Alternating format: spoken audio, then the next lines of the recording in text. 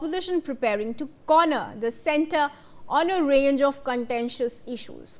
The Samajwadi Party is expected to outline its agenda for the session, including its stand on the NEET controversy, party's position on the Ram Mandir issue, concerns surrounding the ethanol policy, and its views on the women's reservation bill are also likely to come under focus. Political strategy will be closely watched, with questions over whether the Samajwadi Party could stage a walkout during the session, whether the Ram Mandir will remain a key electoral issue in the 2027 UP elections, and if the Samajwadi Party and the Congress are likely to come together once again for the poll battle of 2027. To discuss this, I have Samajwadi Party MP Dharmendra Yadav joining us. Thank you very much for joining us, Mr. Yadav. Firstly, what will the Samajwadi Party's issues be in Parliament? हमारे नेता आदरणीय अखिलेश यादव जी देश के जितने भी महत्वपूर्ण मुद्दे हैं उन हर मुद्दों पर जो जनहित के हैं उन पर उनकी पैनी निगाह है और देश के सामने जो सबसे ज़्यादा ज्वलंत मुद्दे चल रहे हैं उन पर विशेष उनकी निगाह है। जिस तरीके से प्रभु श्री राम जी के मंदिर के निर्माण के बाद उसके संचालन में ट्रस्ट ने और ट्रस्ट के साथ जुड़े हुए जितने लोग हैं उन्होंने जिस तरह से लूट की है, डकैती की है, भ्रष्टाचार किया है, चंदा की चोरी की है, उन चीज़ों को लेकर हम लोगों ने अपनी बात अभी सर्वदलीय बैठक में भी रखी है और इस मुद्दे को संसद के पटल पर भी हम लोग उठाने का काम करेंगे। हम लोग चिंतित इस बात से हैं कि जिस तरीके से नीट के एग्ज़ाम के बाद 30 बच्चों ने आत्महत्या की, सोनम वांगचुक जैसे पर्यावरणविद वैज्ञानिक जैसे व्यक्तित्व ने 20 दिन से ज़्यादा अमर अनशन किया, हजारों नौजवान पिछले महीने भर से लगभग दिल्ली की जंतर मंतर पर आंदोलनरत हैं। तो उन नौजवानों की जो चिंता है उस चिंता के साथ हम समाजवादी लोग खड़े हैं मजबूती के साथ और इस मुद्दे को भी बहुत मजबूती के साथ प्राथमिकता के साथ इस मुद्दे को हमें सदन में उठाना है। मुद्दे बहुत सारे गंभीर हैं।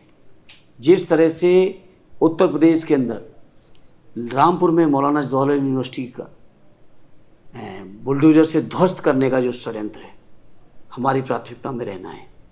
हमारी प्राथमिकता ये भी रहना है पिछले 12 साल की केंद्र की सरकार या उत्तर प्रदेश की जो सरकार जिसका 10 साल कार्यकाल पूरा होने को है, कैसे पीडीए के लोगों को, कैसे दलित पिछड़े आदिवासियों को, कैसे हमारे अल्पसंख्यक भाइयों को सरकारी सेवाओं से दूर रखा है, सौतेला व्यवहार किया है, उपेक्षापूर्ण व्यवहार किया है, उनको सूटेबल ही नहीं माना, उनको काबिल ही नहीं समझा और सारे पद जो पीडीए परिवार के थे वो या तो खाली पड़े या कहीं और भर दिए गए, कहीं और से भर दिए गए।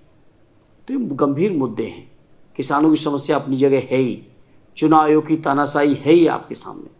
जिस तरह से फंड का कलेक्शन हो रहा है इलेक्टोरल बॉन्ड के माध्यम से एक पार्टी विशेष का, ये मुद्दे तमाम मुद्दों पर हम समाजवादी लोग बहुत मजबूती के साथ हम लोग उठाएंगे।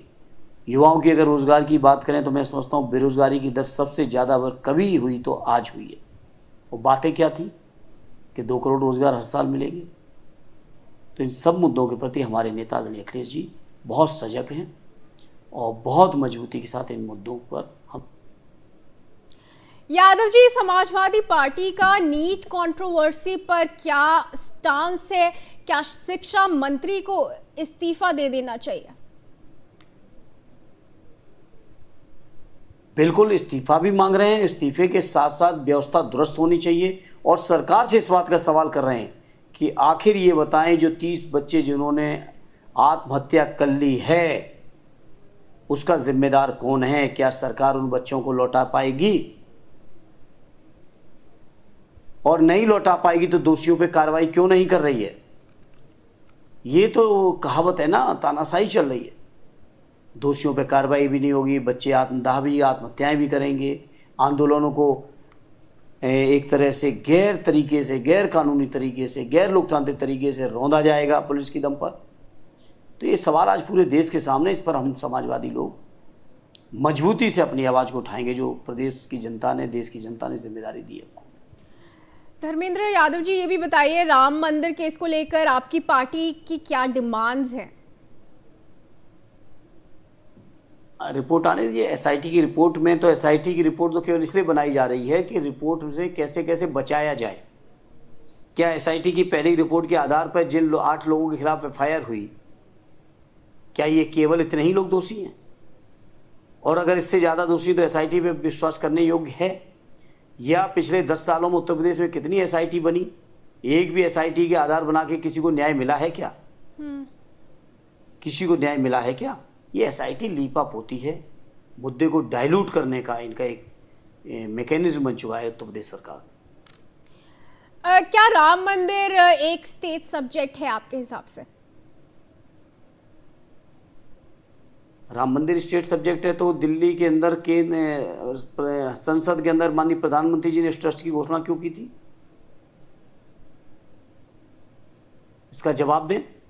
जब श्रेय लेना था, वाहवाही लूटनी थी, तो प्रधानमंत्री जी स्वयं आगे थे, पूरी केंद्र सरकार के आगे थी।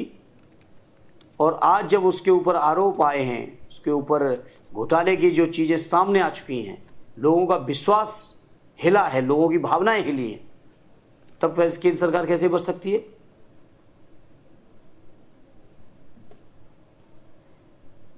जी, ये भी बताइए कि आज संसद का जो सेशन स्टार्ट होगा, समाजवादी पार्टी के क्या प्लान है? मैं पत्रकार साथी आपको करेक्ट कर दूं, और मुझे नहीं पता, मैं ये तो नहीं मानता कि पत्रकार साथी इतने अनभिज्ञ होंगे, लेकिन हाँ, सरकार के झांसे में आके आप लोग भी उन्हीं की भाषा बोल रहे हैं। जहाँ तक महिला आरक्षण का सवाल है, महिला आरक्षण का बिल 2023 में संसद की सर्वसम्मति से दोनों सदनों ने पारित कर दिया था।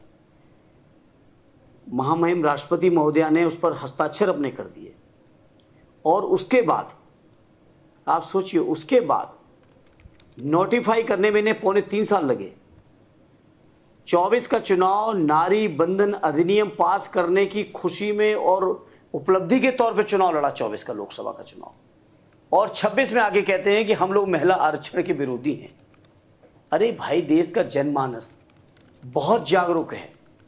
ये भारतीय जनता पार्टी के लोगों, आप लोग ये न समझो कि आपके झांसे में आके लोग गुमराह हो जाएंगे। लोगों को एहसास है कि महिला आरक्षण बिल पास भी है, महिला आरक्षण बिल कानून बन चुका है, नोटिफिकेशन हो चुका है।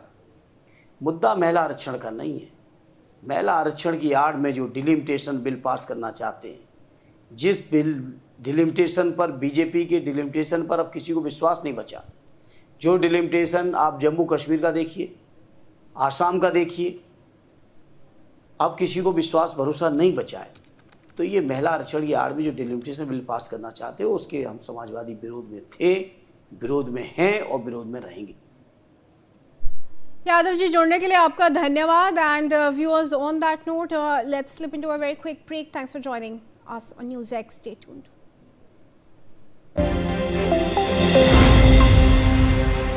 देखिए, सिर्फ मेरे कहने पर टर्म इंश्योरेंस मत लीजिए।